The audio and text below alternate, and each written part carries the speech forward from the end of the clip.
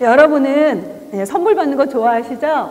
선물 받으면 대부분 다 그러겠지만 포장에 더 마음이 가세요? 아니면 내용물에 더 관심이 가세요? 네, 당연히 내용물이죠. 네, 그런 나이는 이제 지났는데요. 네, 가끔 광고를 보면은 과대 광고가 있죠. 그래서 그 광고에 맞지 않는 내용물일 때 이제 막 소송에 걸리기도 하는데요. 네, 우리 한국인의 문화 중에서 그런 게 있죠. 네, 폼생, 폼사. 네, 여러분도 그런 단어 아시나요? 네, 요즘도 다 통용이 되죠? 네. 그 공자가 우리나라를 죽인다. 그 책에 그런 게 나와요. 한국 사람들은 실제보다 남에게 보여주는 걸 더 중요하게 생각한다. 그래서 허례허식이 있고, 그래서 우리 한국 사회를 병들게 하는 것 중에 하나가 바로 그런 거다. 이렇게 얘기를 하는데요. 네, 내용보다 거칠에만을 중시하는 거 좀 문제가 있겠죠? 네. 여러분 신앙생활 하면서 뭐가 정말 중요하다고 생각하세요? 네. 어떤 게 제일 중요하다고 생각하세요? 네. 처음 나오신 분. 네. 네, 여러 가지가 있겠죠. 여러분 교회를 결정할 때 우리 교회 결정해서 오셔서 너무나 감사하고요. 새가족부를 담당하는 입장에서 네, 너무나 우리 교회 오신 분들 생각할 때 너무나 참 기쁘고 그런 마음이 있는데요. 교회를 결정할 때 뭐가 기준이 되어야 될까? 네, 어떤 교회가 좋은 교회일까? 네, 제가 이제 새가족부 사역을 하다 보니까요. 예배에 대해서 참 많이 얘기를 하시거든요. 그래서 어떤 분들은 우리 교회가 장로교 전통 예배라서 오셨다는 분들이 계세요.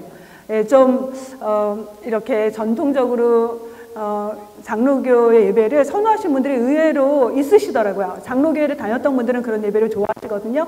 근데 요즘 젊은 분들은 사실은 좀 열린 예배 좋아하시죠? 그래서 찬양을 많이 부르고 그러면서 좀 이렇게 찬양을 통해서 은혜를 받는 그런 예배를 많이 선호하세요. 그럼 예배에서 정말 중요한 게 뭘까요? 여러분 예배에서 뭐가 제일 중요한 것 같으세요? 네, 예배는 외적인 형식이 중요합니다. 필요하죠. 네, 그런데 더 중요한 게 뭔지 아세요? 열린 예배인가 전통 예배인가 찬송가를 많이 부르는가 아니면 현대 CCM을 많이 부르는가 사실 그게 중요한 게 아닙니다. 예배에 있어서 제일 중요한 건요. 본래 예배의 본질을 잘 드러내고 있는가 예배를 통해서 하나님 원하시는 것을 잘 담고 있는가 예, 만약에 아무리 겉으로 보여지는 그런 것들이 좋다 해도 본질을 잃어버린다면 신앙생활에서 대단히 잘못된 거죠. 예, 예배의 순서나 예배 형식보다 중요한 건요.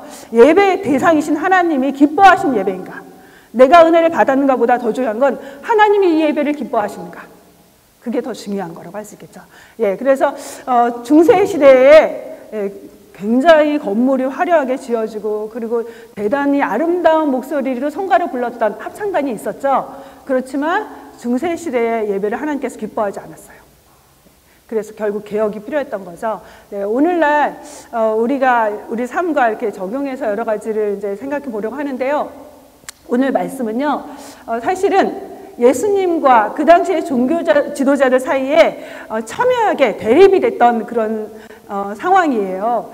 그렇다면 여러분 한번 질문해 볼 필요가 있겠죠. 예수님은 왜 반대를 받으셔야만 됐을까? 왜 그런 갈등 상황에 처하셔야만 했을까? 네, 복음서를 이해하는 중요한 관점이 있는데요.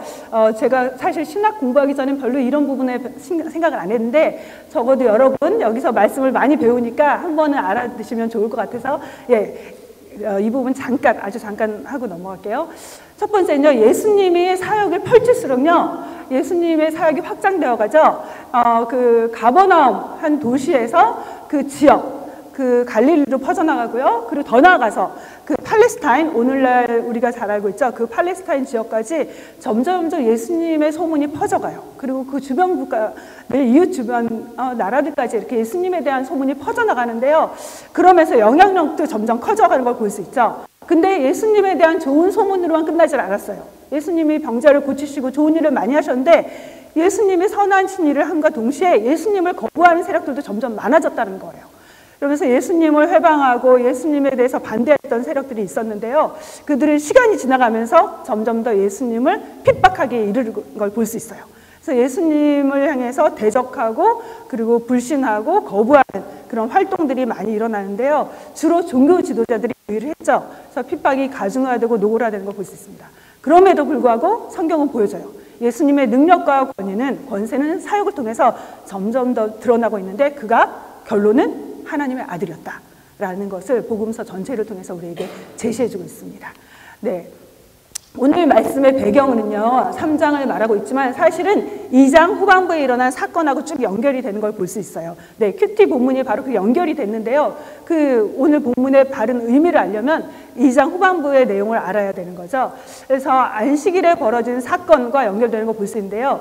예수님이 갈릴리를 중심으로 사역을 했다 그랬죠. 갈릴리에서 3차 그런 여러 사역 단계가 있었는데 1차 사역이 끝나갈 즈음에 일어났던 사건이에요. 그러면서 아까 얘기한 것 같이 종교 지도자들과 5번에 걸쳐서 갈등되는 걸 볼 수 있는데 그 갈등의 그 마지막 단계 5번째 대립이 더 심화됐던 그런 상황에서 이루어진 거예요. 그러면 오늘 그 본문의 배경이 되는 그 2장의 말씀 어떤 사건이 일어났을까요? 네, 저 그림 보이시죠? 네, 예수님이 밀밭 사이를 걸어가세요. 그때 이제 제자들이 예수님 길 이렇게 지나가실 수 있도록 밀밭을 이렇게 막 길을 헤치면서 이렇게 밀밭을 이렇게 옆으로 밀고 그랬겠죠? 그러면서 이삭도 자르고 그런 일들을 했는데요. 그런 제자들이 이삭을 자르는 모습을 보면서 이제 종교 지도자들이 시비를 걸어옵니다. 아니 왜 이보시오 당신의 제자들은 안식일에 하면 안 되는 그 이삭을 비비는 그런 노동을 합니까? 이렇게 시비를 걸어오죠. 그러자 예수님이 답변하세요. 너 다윗이 했던 일 기억 못하니? 다윗이 배고플 때 성전에서 제사장만 먹을 수 있는 떡이 있었죠. 진설병이라 그러는데요. 그 떡을 자기도 먹고 그리고 추종자들에게 나눠서 같이 먹지 않았니? 사실상 엄밀하게 보면은 그건 율법 어긴 거잖아. 그 전통을 어긴 거잖아. 그러면서 말씀을 해주세요. 안식일은 사람을 위해서 존재하는 거지 사람이 안식일을 위해서 존재하는 게 아니야. 그리고 내가 바로 안식일의 주인이야. 이 전체를 해석하는 아주 중요한 구절인데요. 이 핵심 구절을 예수님 말씀하시고요. 그래서 그것과 연결된 안식일 논쟁과 연결된 사건이 바로 오늘 말씀이에요. 네, 그 발단이 1절에 나오는데요. 같이 읽어보겠습니다. 예수께서 다시 회당에 들어가시니 한쪽 손 마른 사람이 거기 있는지라. 네, 여러분이 복음서에 나온 사건을요, 좀 재미있게 접하려면요. 여러분이 내가 지금 연극을 만들려고 하는데 연극의 연출자다라는 생각을 갖고 하시면 좀 더 재미있게 볼 수 있고요. 그 핵심 내용을 찾기가 쉬워져요. 만약에 이 사건을 연극으로 만든다면 여기에 어떤 사람이 나올까요? 1절 말씀에 네, 예수님과 손 마른 사람. 네, 당연히 모든 사건의 주인공은 예수님이세요. 그리고 여기에 나오는 손 마른 사람 있는데요. 이 손 마른 사람, 우리가 볼 때 손이 말랐다고 뭘까요? 손이 마비돼서 오그라든 사람. 손은요, 우리 일상 속에서 손이 활동을 못하면 너무나 불편하죠. 네, 세수하기도 힘들고 특히 오른손을 말한대요. 오른손이 없으면 양치질하는 것도 힘들고 밥 먹기도 힘들고 글씨 쓰기도 힘들고 일상생활이 어려운 거죠. 또 이 사람의 그 직업을 전승에 의하면 석수라고 봐요. 그런데 후천적으로 질병을 알아서 뭐 중풍이나 어떤 질병을 알아서 또는 사고로 인해서 오른쪽 손을 쓸 수 없게 된 사람 이렇게 이야기를 하거든요. 그러니까 이 사람의 삶은 일을 더 이상 할 수 없게 된 사람이죠. 그러니까 생활이 굉장히 어려움에 봉착한 사람. 예수님이 이 사람을 고쳐주지 않으면 구걸하면서 남은 인생을 살아야 돼. 그런 절반 신세에 있던 사람이었죠. 그런데 이 두 사람만이 등장인물이 아닙니다. 또 다른 사람이 나오죠. 네, 2절 말씀입니다. 같이 읽겠습니다. 사람들이 예수를 고발하여 안식일에 그 사람을 고치시는가 주시하고 있거늘. 네, 여기 보면요. 사람들이 또 등장하는데요. 이 사람들은 대체 어떤 사람이었을까? 그걸 알려보면요. 이 마가복음에 나온 사건을 다른 복음서에서도 다루는 걸 볼 수 있어요. 마태복음과 누가복음에서 동일한 사건이 나오는데요. 거기에 의하면요. 누가복음 6장 7절에 의하면 이 사람들은 바리새인과 서기관들이었다. 이렇게 나오는 거 볼 수 있어요. 그러면 바리새인들은 어떤 사람이었을까요? 네, 잘 아시죠? 바리새라는 뜻은요. 분리주의자. 그러니까 이 세상의 삶으로부터 분리돼서 거룩한 삶을 살고자 노력했던 사람들. 구약시대의 말기에 이런 종교 분파가 생겨났는데요. 그들은 정말 하나님이 원하시는 삶을 살고자 대단히 열심을 기울였던 그런 사람들이었어요. 또 서기관들은 어떤 사람이었을까요?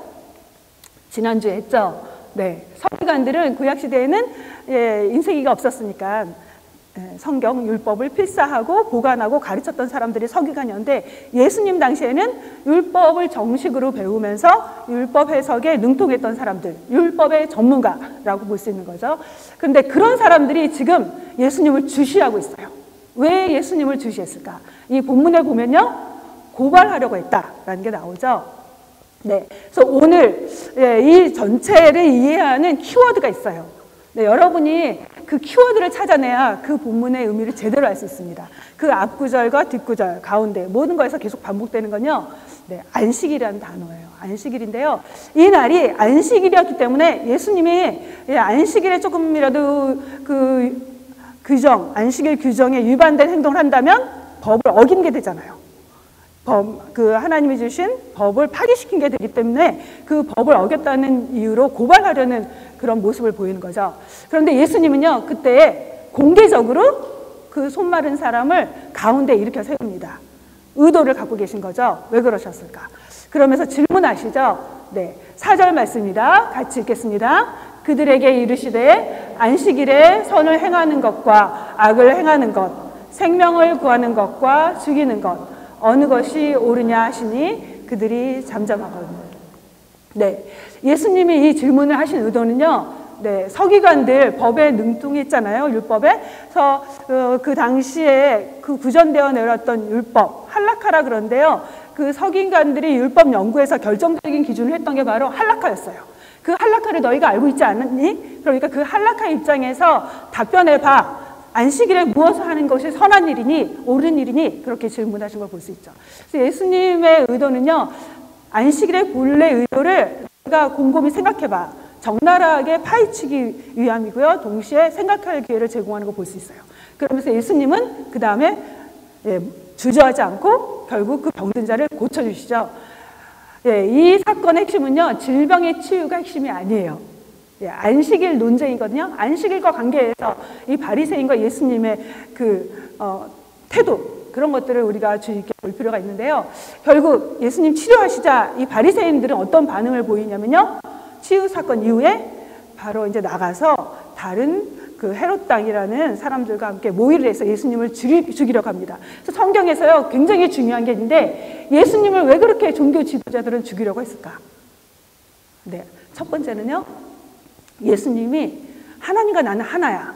그래서 하나님을 신성 모독했다라는 제목으로 죽이려고 했고요. 또 하나는 율법을 어겼는데, 어떤 율법? 안식일 계명을 어겼다는 것 때문에 그들은 예수님을 죽이려고 하죠.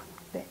그러면 예수님을 향한 이들의 태도를 보면 참 이상하잖아요. 예수님은 병든 자를 고쳐주고 귀신 들린 자를 정상적인 삶을 살게 하고 배고픈 무리를 먹이셨는데, 그런 선한 일을 행하셨는데 왜 그렇게 바리새인들, 종교 지도자들은 죽이려고만 했을까? 네. 첫 번째는요, 안식일을 위반했기 때문이지만, 명목상은 그들이 갖고 있는 가장 큰 이유는 안식일을 위반했다라는 그 이유였지만, 사실은 그들의 속내가 있었어요. 그들의 속셈이 있었죠. 왜냐하면 예수님은 행하신 일들을 통해서 자신들이 갖고 있는 종교적인 오류가 드러나고 폭로되고, 또 자기들이 누리고 있던 종교적으로 지금 기득권층이잖아요. 그런 특권을 누리고 있는데 그것을 잃게 될까 봐 그렇게 예수님을 공격한 거죠. 그렇다면 우리가 여기서 안식일에 대해서 한번 생각해 볼 필요가 있는데요. 네, 우리 너무 잘 알고 있죠. 안식일은 어떤 날인가? 유대인들은요, 안식일 준수를 목숨처럼 여겼어요. 실제로 안식일 때문에 그 안식일에 유대인들이 도망가지 못한다. 안식일 규정에는요, 2,000보 이상 걷지 못하게 된 규정이거든요. 그래서 그걸 다른 나라의 왕이 공격해서 수천 명의 사람들이 죽은 적이 있거든요. 그만큼 안식일 준수를 굉장히 소중하게 여겼어요. 안식일은 유대인과 이방인을 구분하는 표시이기도 했고요. 그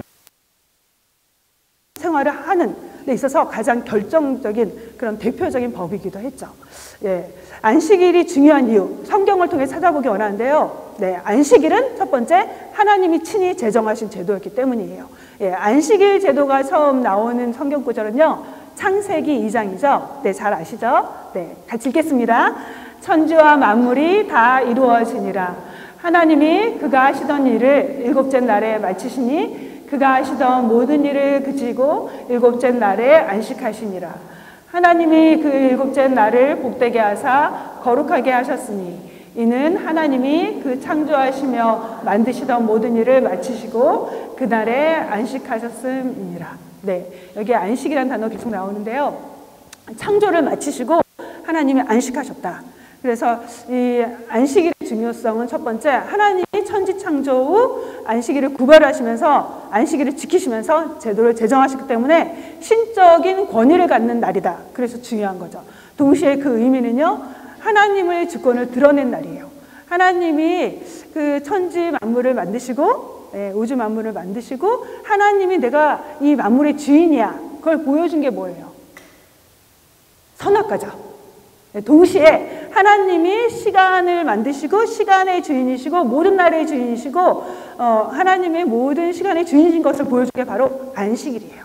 그래서 안식일은요, 하나님의 주권을 담고 있는 날이에요. 그러면서 하나님이 온 세상의 주인이다. 모든 날의 주인이다. 라는 것을 보여주고 계시죠. 성경에 반복적으로 안식일의 중요성을 보여주는 구절들이 있는데요. 출애굽기 20장하고 신명기 5장이에요. 출애굽기 20장 무슨 장일까요? 네, 적어도 성경을 여러 번 읽어보신 분, 성경 공부해보신 분들 알죠? 십계명이 나오는 장이거든요. 십계명을 주시면서 안식일을 지키라고 하시죠. 그러면서 하나님이 내가 너희를 창조했어. 하나님이 창조주이기 때문에 너희는 안식일을 지켜야 돼. 그래서 창조사역에 입각해서, 창조의 원리에 입각해서 하나님이 창조사역을 다시 한번 기리는 날로 안식일을 지키라고 말씀하는 거 볼 수 있어요. 또 신명기 5장에 안식일에 대해서 다루는 부분이 나오는데요. 신명기는요, 안식일을 거룩하게 지키라고 하면서 이제 가나안을 바라보는 이스라엘의 출애굽 2세대에게 하는 말씀이에요. 그때 하신 말씀은요, 조금 달라요. 안식일을 지켜야 되는데 왜? 내가 너희를 애굽에서 건져낸 구원자잖아. 너희의 그 애굽에서의 종살이, 속박의 삶에서 너희가 너희를 건져냈잖아. 자유를 주었고 구원을 줬잖아. 그래서 구원의 하나님을 기억하면서 지키는 날로 다시 한번 말씀하는 거 볼 수 있어요. 그렇다면 예수님과 안식일의 관계는 어떤 관계일까요? 네, 예수님은 하나님과 동등하기 때문에 안식일에 하나님과 마찬가지로 주인이 되시죠. 왜? 예수님도 하나님과 함께 창조사역에 동참한 걸 성경은 말해주고 있어요. 또 예수님은 이 땅에 오신 목적이 뭐였죠? 바로 구원을 이루는 분으로 오셨잖아요. 십자가에서 인류의 죄값을 치르시고 속박과 죄에 매여있는 인간에게 죄로부터의 자유를 주시면서 하나님이 원하시는 참 안식을 제공하신 분, 참 안식을 그렇게 완성하시는 그분이었기 때문에 예수님이 안식일의 주인이다, 이렇게 말씀하고 있거든요. 그래서 예수님이 마가복음 2장 28절에서 이 모든 것들을 정리하면서 말씀하시는 거죠. 같이 읽겠습니다. 이러므로 인자는 안식일에도 주인이라. 예수님은 하나님과 함께 주권자, 구원자로서 안식일의 주인 되시는 걸 말씀하고 계세요. 그렇다면 어떻게 안식일을 지켜야 하나님 원하시는 구별된 날로 지키고 거룩한 날로 지키는 것일까? 참된 안식은 무엇일까? 자칫 잘못하면요, 아무것도 하지 않는 날이 안식일이라고 생각할 수 있어요. 그런데 하나님이 의도하신 안식의 의미는요, 성경 전체를 봤을 때 미래의 성도들이 장차 천국에서 누리게 될 영원한 안식과 참 평안을 이 세상에서 경험할 수 있도록 안식일을 제정해 준 거 볼 수 있습니다. 그래서 우리가 안식일날 아무것도 안 하는 게 진정한 안식을 얻는 게 아니라 주님 안에 거하면서 주님을 예배하면서 나를 구원하시고 나를 지으신 창조주 하나님을 예배할 때, 주님과 교제할 때 우리 영혼의 참 힘과 위로와 활력과 재충전을 얻게 된다는 것을 성경은 말해주고 있습니다. 그런데요, 유대인들은 이 안식일을 나름대로 잘 지켜보려고 하면서 어떻게 했냐면요, 안식일 명령을 세부적인 조항으로 만들어서 강요하기 시작했어요. 안식일에 이건 해도 돼. 그런데 저건 하면 안 돼. 그런 여러 가지 규칙들을 만들어낸 거죠. 그러면서 바리새인 전통에는요, 주로 노동을 금지하는 조항이 포함되는데요, 주로 금지 조항이 많아졌죠. 그러면서 실생활에서 여러 활동들을 금지시켰어요. 아까 얘기한 것처럼 2,000보 이상 걸으면 안 되고요. 또 안식일에는 불을 피우면 안 돼요. 그래서 음식 같은 경우 불을 피워서 만들어야 될 음식은 미리 다 만들어 놓게 했죠. 그리고 또 생명이 위독한 환자는 고쳐도 되지만 위독하지 않은 사람은 고치면 안 돼. 그런 것들을 많이 만들어 놨던 걸 볼 수 있어요. 근데 이들이 나름대로 열심히 안식일을 준수하려고 했는데 문제가 있었어요. 뭐냐면요, 그 규칙을 많이 세워서 나름대로 지키려고 했지만 그 외적인 형식, 행위에만 머무르면서 참된 안식일의 의미와 본래의 정신을 잃어버리게 되고 만 거죠. 근데 바로 예수님이 하신 일은 뭐냐면요, 말씀을 통해서 안식일의 참된 목적은 사람을 위한 것이다. 하나님이 안식일을 만든 그 목적을 회복시켜 주신 거죠. 네, 2장 27절 말씀 같이 읽겠습니다. 또 이르시되 안식일이 사람을 위하여 있는 것이요 사람이 안식일을 위하여 있는 것이 아니니. 네, 하나님께서 안식일을 만든 목적을 예수님께서 정확하게 짚어주신 거죠. 그러면서 예수님이 하신 일이 뭐냐면, 네, 안식일에 그 병든 자를 치료하시죠. 그래서 안식일의 참된 의미를 실천으로 몸소 보여주신 걸 볼 수 있죠. 그래서 질병 가운데 참된 안식을 잃어버린 고통받는 자에게 참된 안식을 선물로 주신 예수님인 거죠. 네, 그래서 하나님의 의도를 회복시켜 주신데요. 그렇다면 하나님이 안식일을 세우신 목적과 의도는 무엇일까요? 네, 잘 생각해 보세요. 하나님은 안식이 필요하신 분이실까? 쉼이 필요하신 분일까? 휴식이 필요하신 분일까? 네, 하나님이 6일 동안 세상을 창조하셔서 피곤하셔서 그렇게 안식하는 날을 만드셨을까? 네, 하나님은 우리와 다르잖아요. 하나님은 졸지도 않고 주무시지도 않고 피곤치 않은 분이죠. 하나님은 휴식이 필요한 분이 아니세요. 그럼에도 불구하고 안식일 제도를 주신 거는 연약한 육체를 가진 인간을 배려한 거죠. 6일 동안 열심히 일하고 노동하고 안식과 쉼이 필요한 인간을 하나님이 생각하셔서 인간을 사랑하셔서 안식일 제도를 만들어 주신 거죠.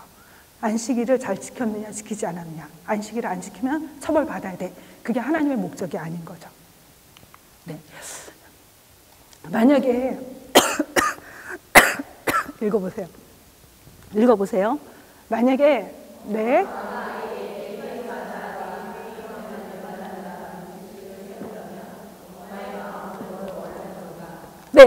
여러분이 엄마로서 아이들한테 일주일 동안 주중에는 게임하지 마 이렇게 규칙을 세운다고 해보세요.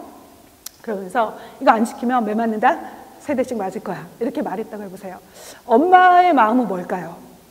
애가 말 안 들으면 너 매 맞아야지 매 들고 다니면서 너 해봐, 그게 아니잖아요.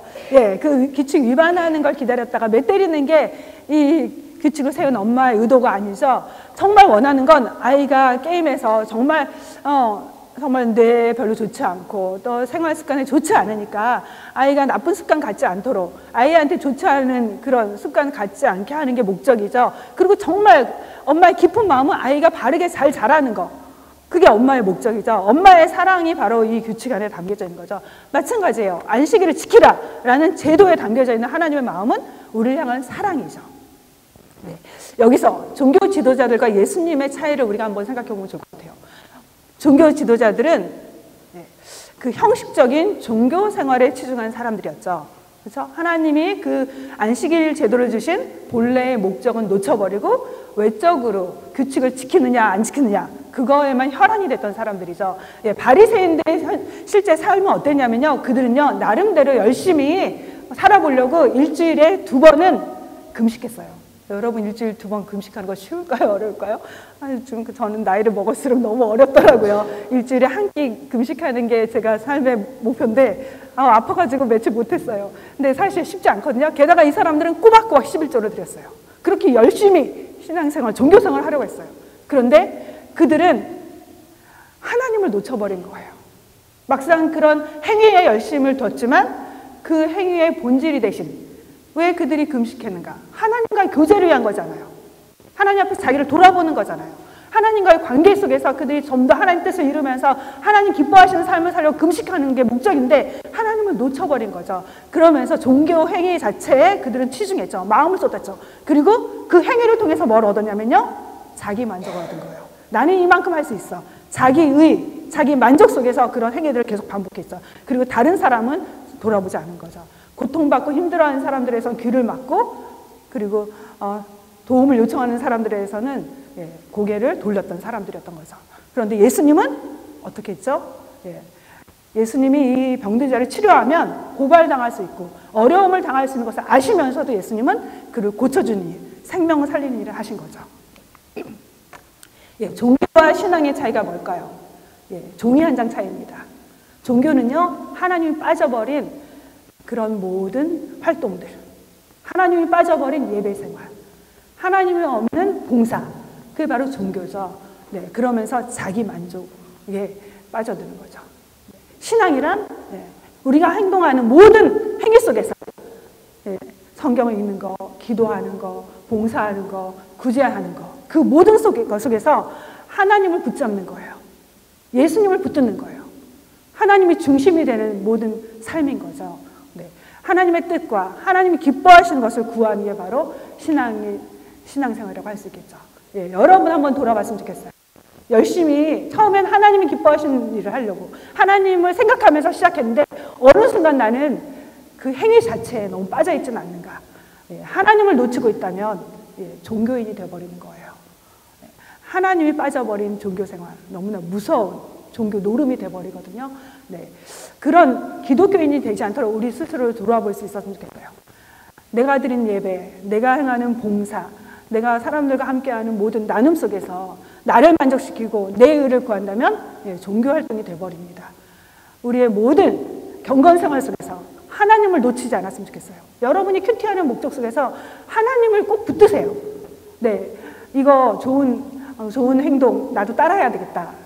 좋은 봉사해야 되겠다. 그런 윤리적인 삶을 실천하기 위한 큐티가 되면 안 돼요.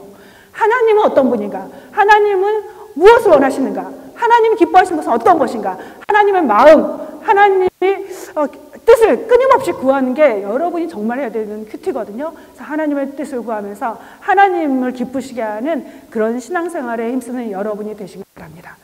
그렇다면 하나님이 기뻐하시는 바른 일은 뭘까요? 우리 신앙생활 속에서 최고의 선한 것은 뭘까요?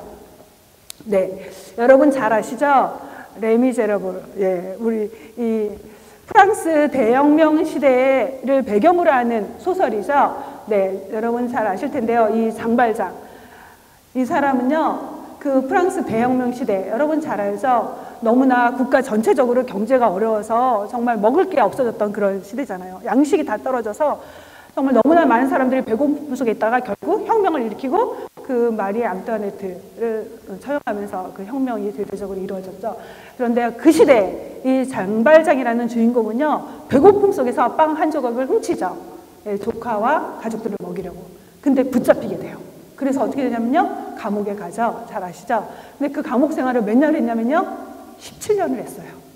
너무 끔찍하죠. 빵 한 조각을 먹으려다가 너무 억울하기도 하고 속상하기도 하니까 끊임없이 탈옥을 시도해요. 그러다가 또 붙잡히게 되죠.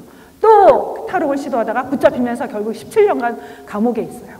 그리고 나서 이제 출소한 다음에 그가 배고픔 속에서 어디를 가게 되냐면요, 성당을 가게 되죠. 그래서 거기서 빵을 얻어먹고 이제 배고픔을 해결하게 되죠. 근데 그 다음날 길을 가다가 붙잡히게 돼요. 왜 그렇죠? 네. 그 가방을 뒤져본 경찰이 은초대를 발견하면서 그를 이제 다시 고발하고 또 감옥에 가두려고 하죠. 그때 이 사람의 죄목에 대해서 이제 조사하는 중에 그 미리의 신부죠. 신부를 데려와서 물어봐요. 이 장발장이 그 성당에 있는 은초대를 훔쳤습니까? 그러자 뭐라고 대답하죠? 아니에요. 제가 은초대도 줬고 더 많은 걸 줬습니다.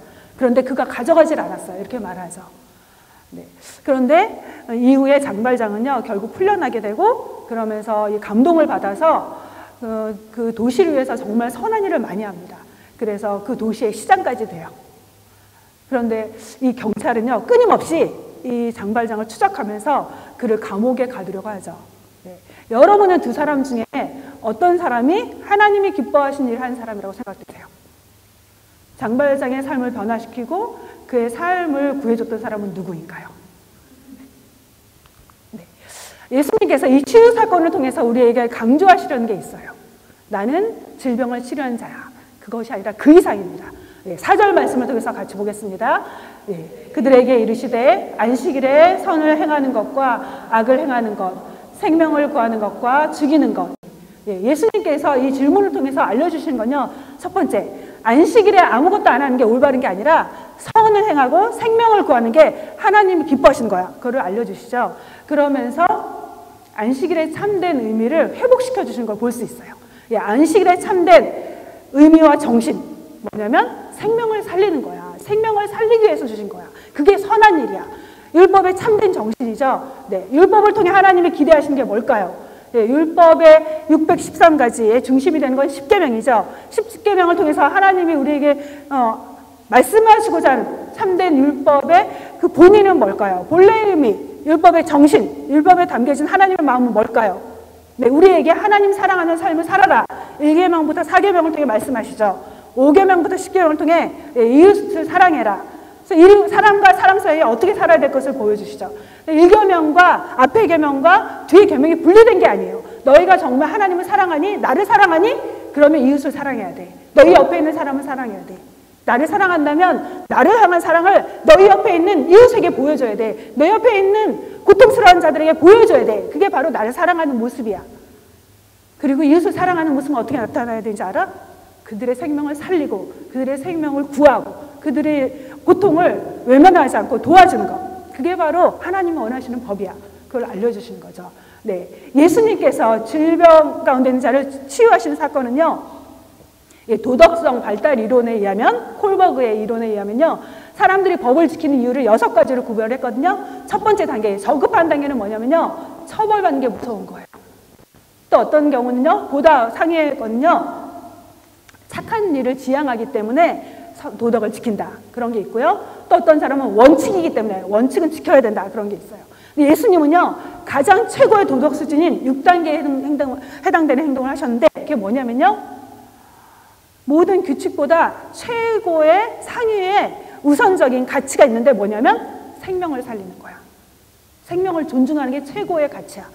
그 법에 의해서 다른 법들은 해석하면서 적용하면 돼. 그래서 예수님은 생명을 살리는 그 법에 의해서 그 안식일에도 그 사람을 치유하신 거죠. 그래서 예수님이 보여준 건 최고의 도덕 수준에 해당한다고 보는데요. 네, 전에 목사님이 설교하시기도 했는데, 아주 감동적인 판사. 그래서 뉴욕의 공항 이름도 라우가디아라는 공항이 있다고 하죠. 네, 그가 어떤 판결을 내렸냐면요, 미국에서 대공황 때 일어난 일이에요. 어떤 노인이 너무나 배가 고파서 가족들에게 먹이려고 빵을 훔쳤죠. 근데 그가 결국 붙잡혀서 재판정에 오게 돼요. 그런데 이 판사가 어떤 그 판결을 내렸냐면 그 노인에게 땅땅땅 10불의 돈을 벌금으로 부과하노라, 그렇게 말했어요. 지금 10불 별거 아니지만 그 당시에 좀 큰 돈이었거든요. 그런데 그 판결을 내린 다음에 이 판사는 자기 주머니에서 10불을 꺼내서 그 벌칙금을 자기가 해결합니다. 그 다음에 한 말이 뭐냐면요, 이 재판정에 있는 여러분도 모두 다 공범자입니다. 나만 죄인이 아니라, 이 사람만이 아니라 여러분도 이 죄에 대한 책임이 있습니다. 우리 사회에 배고파서 굶주리는 사람이 있는데 여러분은 그들의 필요를 얼마만큼 돌아봤습니까? 그들의 아픔에 대해서 여러분은 얼마만큼 같이 아픔을 나누면서 그 필요를 채워줬습니까? 여러분은 이웃의 아픔에 대해서 귀를 막아버리진 않았습니까? 여러분도 공범자입니다. 그러면서 모든 사람에게 50센트의 벌금을 부과해요. 그래서 그 돈을 모아서 47달러 5센트를 모아서 노인에게 건넸던 그런 판결을 내린 그런 감동적인 일화가 유명하죠. 여러분은 결정을 내릴 때 어떻게 결정을 내리시나요? 원칙주의자입니까? 원칙을 갖고 내립니까? 아니면 마음이 가는 대로 내립니까?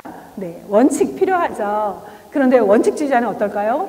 네, 만약에 여러분이 엄마로서 원칙주의자라면 아이들이 좋아할까요? 아니에요. 굉장히 엄마를 무서워할 겁니다. 네, 어떤 사회가 이상적인 사회일까요? 네, 철저하게 옳고 그름대로 법에 의해서 지배되는 사회일까요?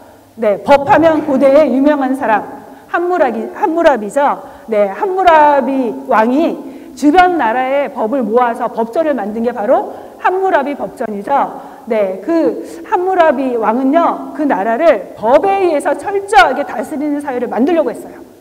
그래서 법대로 다스리는 나라를 이뤘죠. 그러니까 범죄자가 있었을까요? 없었을까요? 없었어요. 네, 법대로 안 하면은 철저하게 응징했기 때문에, 철저하게 처벌했기 때문에 법을 다 지켰습니다. 만약에 그 법엔 그런 게 있죠. 도둑질하면 손을 자른다. 굉장히 무섭죠. 소도둑 데려오면 손 자르는 거 이해가 되죠. 근데요, 바늘 하나 훔쳤는데 어떻게 하는지 아세요? 손 잘랐어요.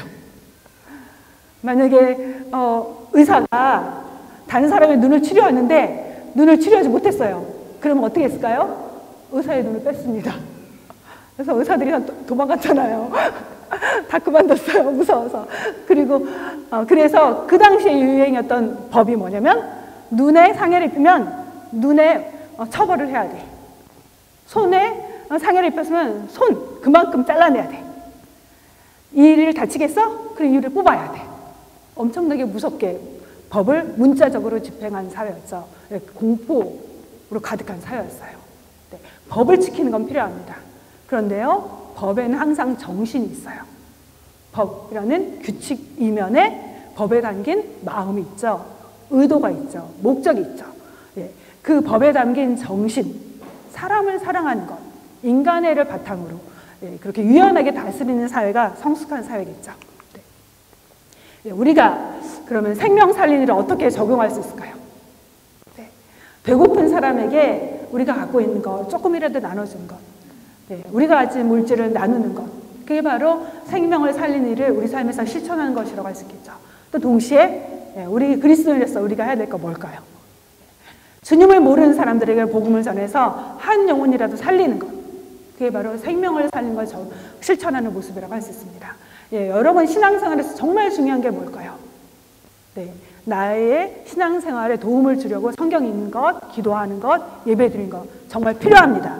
내가 영적으로 건강하지 않으면 그 어떤 것도 할 수 없잖아요. 건강하지 않은 사람들은 선한 일 할 수 없잖아요. 내 영혼을 돌보는 거 필수적인 일이에요. 그런데요, 내 영혼의 충만함으로 끝나면 안 돼요. 내가 말씀 봐서 너무 기쁘고 은혜를 깨달아서 너무나 충만한 거, 그걸로 끝나는 거 하나님 기뻐하시지 않으세요. 내가 영적으로 강건해져서 해야 될 일이 뭘까요? 우리가 영적으로 충만해져서 해야 될 일이 뭘까요? 네, 하나님은요, 내가 영적으로 충만하다면 그 충만함을 가지고 이웃을 돌아보기 원하세요. 고통당한 사람, 눈물 흘리는 사람 찾아가서 그의 고통을 함께 나누길 원하세요. 그를 위해서 함께 기도하길 원하고 그의 아픔에 함께 동참하길 원하고 그를 주님의 마음으로 끌어안는 것, 하나님이 원하시는 거죠. 네, 생명 살리는 선한 일은요, 죽어가는 영혼을 살리는 그 일을 하면서 우리가 실천할 수 있어요. 네, 그 길이 바로 바리새인이 되지 않는 길이에요. 바리새인들은 자기가 가지고 있는 영적인 그 은혜들을 가지고 자기 만족에 빠졌고 다른 사람을 돌아보지 않았죠. 그러면서 다른 사람을 정죄했죠. 네, 그 길에 빠지지 않으려면요, 우리는 끊임없이 다른 사람에게서 눈을 돌리면서 그들의 필요를 채우는 일을 해야 됩니다. 네, 오늘날 교회의 문제가 뭘까? 네, 다른 사람들의 어려움에 별로 관심이 없어요. 다른 사람한테 관심이 없어요. 네, 그런 사회 구조 속에 살고 있어요. 우린 조금만 셀폰 하다 보면요, 원래는 다른 사람이 어떻게 잘 지내는지 연락하려고 했는데 막 이것저것 보다 보면 잊어버려요. 저도 그래요. 누구한테 전화하고 연락하려고 셀폰 들었다가 카톡에 뭐가 온 거 확인하다 보면요, 내가 정말 연락하면서 관심 가져야 될 사람들을 놓칠 때가 참 많아요. 예, SNS 너무나 많은 미디어로 인해서 정말 사람들을 돌아보고 사람들을 섬기는 것보다는 우리의 마음과 생각을 빼앗는 게 너무나 많아서 그 일들을 놓칠 때가 너무나 많습니다. 내 문제에 빠져서, 내 재미에 빠져서, 내 생각에 빠져서 정말 고통당하는 사람들의 귀를 막을 때가 너무나 많아요. 근데 그게 바로 이기적인 신앙생활인 거 아십니까? 그게 바로 바리새인 것 같은 삶인 거 아십니까? 네. 우리 교회를 향한 하나님께서 맡겨주신 본질적인 사명은요, 결국은 여러 사역할 수 있어요. 교회가 여러 가지 봉사할 수 있습니다. 예, 노인 사역도 해야 되고요, 또 홈리스 사역도 필요하고요, 봉사활동도 필요해요. 그런데 교회에 맡겨주신 본질적인 사명은요, 바로 복음으로 영혼을 살리는 거예요. 교회의 모든 제도와 교회의 모든 활동과 교회의 모든 프로그램과 교회의 모든 조직을 통해서 집중적으로 해야 될 사명은 뭐냐면요, 영혼을 살리는 사역이에요. 모든 사역보다 영혼 구원은 우선적입니다. 그래서 저희가 바로 오픈하우스를 하는 거거든요. 예, 저희가 12번째 하는데요, 어떻게 보면 지난번에도 했고 또 하나보다, 그리고 저 집사님들 기도하면 되지, 굳이 내가 뭘 그렇게 안 해도 되지 뭐, 다 어차피 행사는 치러질 거야, 어차피 그날 맛있는 밥 먹고 사진 찍고 그럴 거야. 여러분, 그러면요, 우리가 하나님이 우리를 향해서 갖고 계신 목적과 의도를 놓치는 거예요. 여러분 살면서 얼마나 남을 위해서 기도했나요? 얼마나 다른 사람을 위해서 눈물을 흘리며 기도했나요? 얼마나 전도하려고 밥 사주면서 한 사람이라도 더 주님께로 인도하려고, 하나님 맡겨주신 사명을 해보려고 여러분 심혈을 기울였나요? 예, 이때만이라도 여러분 1년 살면서 이때만이라도 여러분의 친구를 위해서 한번 금식해 보세요. 하나님 모르는 그 눈가리에서 정말 눈물을 흘려 기도해 보세요.